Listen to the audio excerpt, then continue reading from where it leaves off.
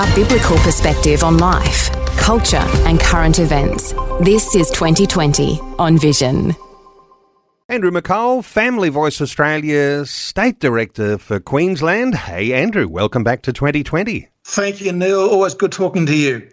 Hey, we've been doing you'd call it a series, although a little bit of time in between these series, although listeners can obviously find some of these on podcast because you're just coming up with some really good, wonderful insights about fatherhood. We've been talking fathers that lead.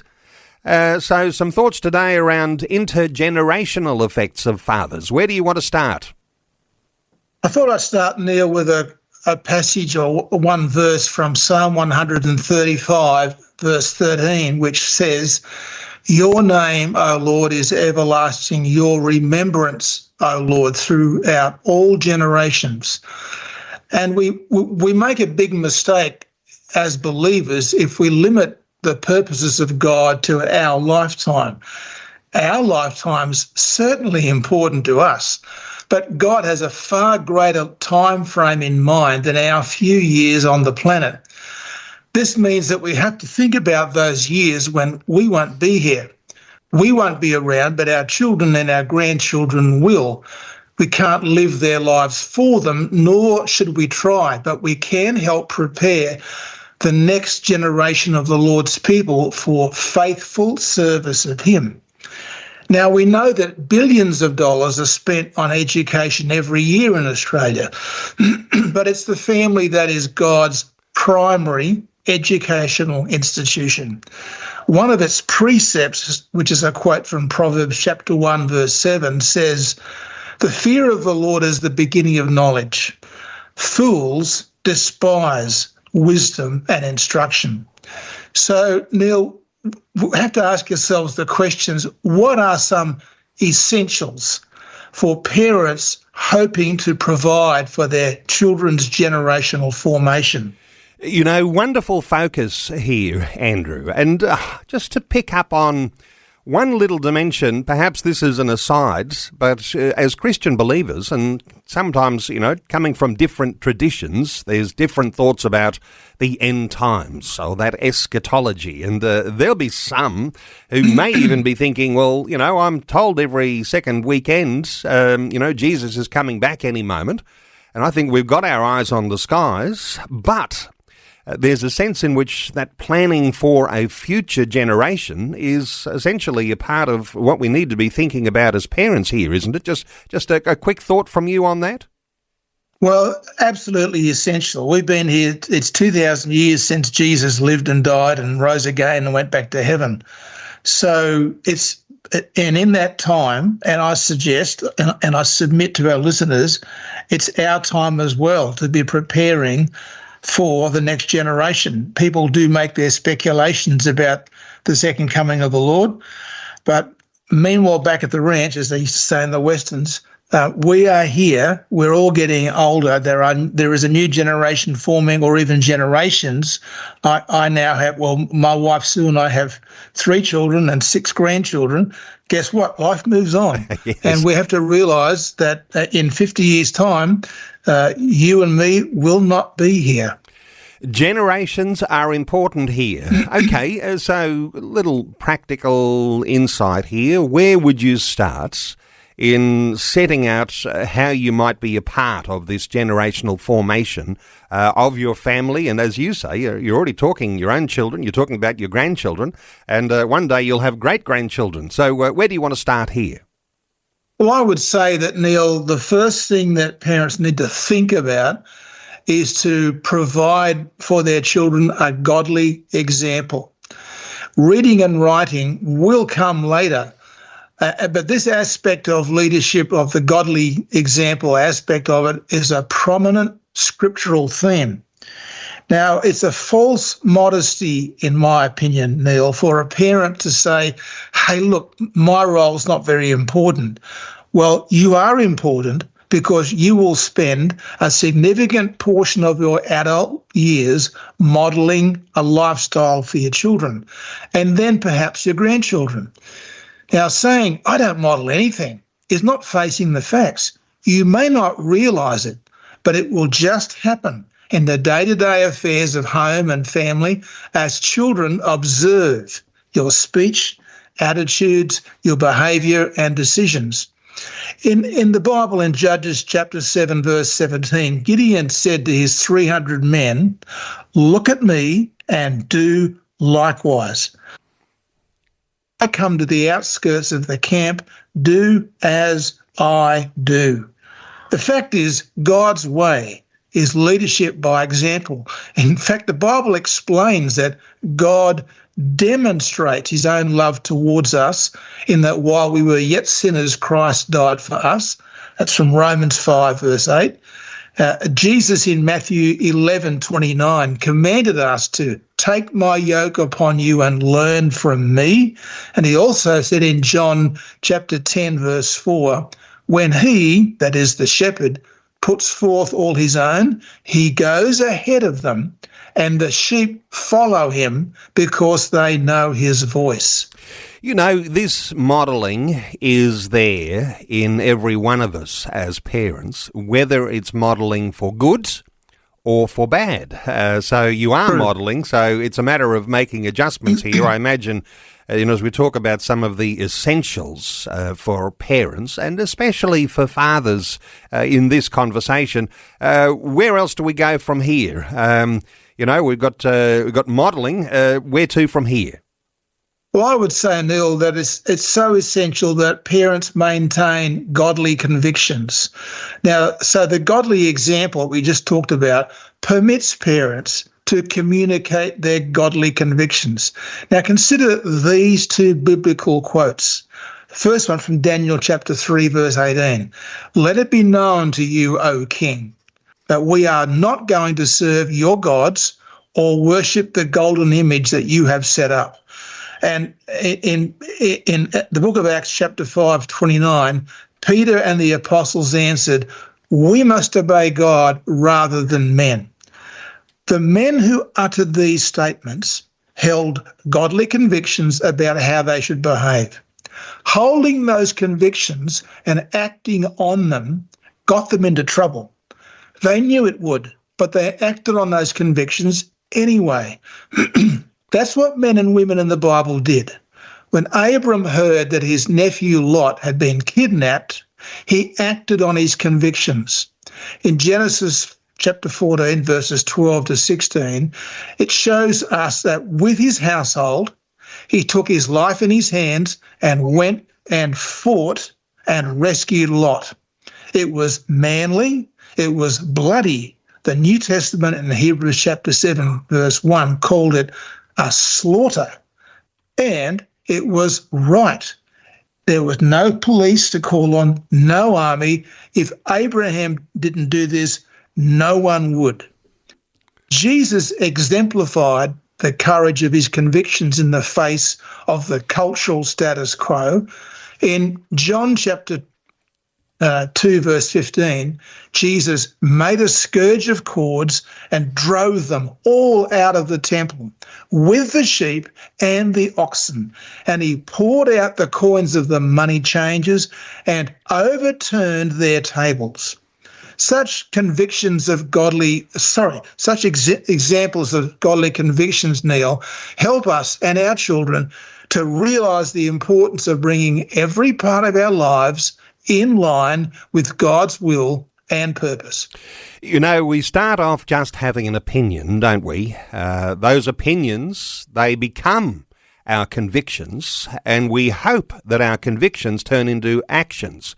There's a process in there, and never too late, I imagine, Andrew, for getting some godly convictions. And even if you feel like, well, I haven't done a great job so far, this might be a moment to be able to turn around, turn over a new leaf, get into some convictions that become actions, and actually do that in our own families. Hey, let's talk about what happens when you've got, as you mentioned, you've got your children, you've got grandchildren. I imagine you're concerned about this generational continuity. How do you reflect on that? Well, we've got to take the steps for that to take place. And the fact is, God values generational continuity very highly. The fifth commandment requires us to honour your father and your mother, that your days may be prolonged in the land which the Lord your God gives you. That's from Exodus chapter 20 and verse 12. And that requires children in Proverbs chapter 6, verses 20 to 22, to observe the commandment of your father and do not forsake the teaching of your mother. Bind them continually on your heart, tie them around your neck. When you walk about, they will guide you. When you sleep, they will watch over you. And when you awake, they will talk to you. So when we have this interplay between the generations, it's so important that children are able to pay attention, listen, honour and obey their parents, so that the standards, attitudes, judgments, views, opinions of dad and mum, they actually learn from these. That doesn't mean that dad and mum are going to be perfect little Christians. Of course they're not going to be. We're all human. We're all, as the Bible says, Neil, we all fall short in many ways. We'll stumble in many ways. Nonetheless, the Lord has established the family and the different generations in the family to be teaching one to the other. Now, just considering this for a moment in the case of the Genesis patriarchs. For the individuals at that time, and Abraham, Isaac and Jacob fell into this context, for individuals with large numbers of servants and livestock, easy access to water was a major factor that influenced their movements. One of the attractions of the valley of the Jordan that we hear about in Genesis chapter 13, verse 10, at least the valley of the Jordan for Lot, was that it was well watered everywhere. So that meant that livestock owners probably wouldn't need to dig wells, which is a demanding, labour-intensive operation, especially when you don't own the land and you can't restrict the well's use. So Abraham was a well digger. And after he died, God commanded Isaac in Genesis 26, verses 3 to 5, to sojourn in this land, and I'll be with you and bless you. For to you and to your descendants I will give these lands, and I will establish the oath which I swore to your father Abraham. I will multiply your descendants as the stars of heaven, and will give your descendants all these lands. And by your descendants all the nations of the earth shall be blessed, because Abraham obeyed me and kept my charge, my commandments, my statutes, and my laws. So now Isaac had extra motivation for digging wells. Genesis 26 explains how Isaac continued with his father's well-building traditions, which clearly made a difference wherever he went. Abraham and Isaac's workmen had sufficient knowledge about the excavation and well-building process that at Abraham's death, the practice of well-building continued. In fact, it may well have accelerated, and there was an outcome from all of this. Isaac was visited by the king of the Philistines with his advisor, Ahuzzath, and Phicol, his army commander. Their visit was a surprise to Isaac. There had been some tense times in the past between them, but in Genesis 26, verses 28 to 31, they explained to Isaac that we see plainly that the Lord has been with you. So we said, let there now be an oath between us, even between you and us, and let us make a covenant with you that you will do us no harm, just as we have not touched you and have done to you nothing but good and have sent you away in peace. You are now the blessed of the Lord.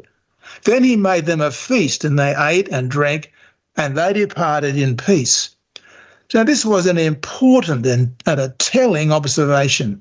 It shows us the biblical principle that when a man's ways please the Lord, he makes even his enemies to be at peace with him. That's from Proverbs chapter 16, verse 7. So what we see here is that two generations shared their well-building knowledge and benefited from it. And as Rushduni explained, in biblical faith, the family inherits from the past in order to grow firmly into the future. The church is the family of the faithful, and the ties of faith are very close ones. The ties of the family are all the stronger if the bond is of both blood and faith. You know, being able to take some of those principles, as you're so wonderfully able to just bring those to light, Andrew, those, what some say, those stories from the Old Testament. Isn't it nice to have an entertaining read of them? But the values are very, very strong. Father passing on those values to their children. How do we tie some loose ends together here? Well, I think if we are serious today as fathers and mothers about preparing to educate our children for generational formation, there are some things we must do for them. Firstly, we must provide them with a godly example of leadership. Secondly, we must teach them the godly convictions that will ultimately set them apart, preparing them for their day of accountability before the God of heaven. And thirdly, we'd better ensure that they have all the necessary skills, including advanced literacy in general, and in particular of Scripture, which restores the soul and makes wise the simple. Why? Because Jesus Christ is the same yesterday and forever, as the Bible tells us in Hebrews 13 verse 8. And as Rushduni has reminded us, God's purposes transcend ours, and his perspective has all time and eternity in mind. A wonderful reminder today, Andrew, that we've got a responsibility as parents, and as you specifically say, this is a father thing that we need to be looking at because, you know, we've got this reputation, haven't we, of being the absent father. There'd be fathers who are coming from, broken families, sometimes even cut off from their own children. It doesn't matter what the circumstance is here. A little pointed encouragement today, I'm seeing this from you, to fathers to take stock, do a personal evaluation and see if you can get things on track if they've been off track, and to just cement those things that are so important for us as fathers to be aware of. Andrew McColl is the Family Voice Australia State Director for Queensland. You can connect with Andrew at familyvoice.org.au, familyvoice.org.au. Andrew, thank you so much for sharing your thoughts once again with us today on 2020. Always a pleasure, Neil. Thank you so much. Thanks for taking time to listen to this audio on demand from Vision Christian Media. To find out more about us, go to vision.org.au.